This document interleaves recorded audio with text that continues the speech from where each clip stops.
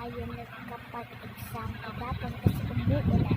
Kaya ngayon mag-exam tayo for today. Akala ko costume party. Naka-costume pa ba naman natin? Kaya may exam pa na. Nice pala na. Okay class, ibuklat nyo sa 185. Doon natin pinag-aralan yun. Okay class. Pag hindi kayo nakasagot, wala.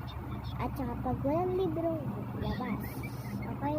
Hindi, nadala ko yung books ko. Nakakatakot ko na si mom, si Sarah. Guys, baka, tara na, mag-exam na tayo. Hindi ko alam. Wala ko lang gagawin. At yan na ako sa kabila. Mami na.